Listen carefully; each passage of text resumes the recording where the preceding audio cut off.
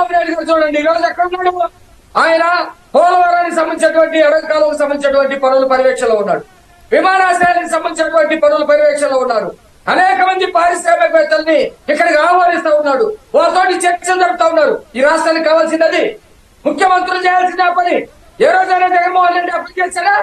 చంద్రబాబు నాయుడు గారు ఆ పని చేస్తా ఉన్నా రాష్ట్రంలో శాంతి భద్రతల్ని నాశనం చేసి మంత్రులు అనేవాడికి శాఖలు తెలియకుండా బూతులు తిడుతూ అసాంఘిక సంఘటనలు చేస్తూ ప్రత్యర్థుల మీద దాడులు చేస్తూ చంపుతూ ఉన్నటువంటి వాళ్ళని మరి చట్టం అయితే రాజ్యాంగం అయితే అటు పని చేసుకుంటే వెళ్ళాల్సిందే కదా. ఈ రోజు అందుకనే వీళ్ళందరూ ఉలిక్కి పడుతూ ఉన్నారు.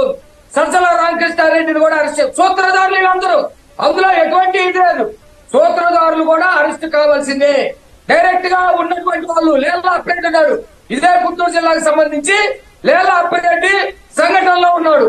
రమ్యాన్ని చంపినప్పుడు మేము అక్కడ ఆ శవానికి సంబంధించినటువంటి బాడీని ఇవ్వాలని మేము చేస్తే మా మీద దాడి చేయడం కోసం ఇదిగో పలానా వ్యక్తి మాణిక్యం, పలానా వాడు ఇదిగో వాడిని కొట్టండి తిట్టండి అని ఏళ్ళు చూపించి మా మీద దాడులు చేయించినటువంటి పరిస్థితులు ఉన్నాయి. గత 5 సంవత్సరాలంతా కూడా చీకటి రాజ్యం జరిగింది. ప్రజాస్వామ్యాన్ని కూలీ చేశారు.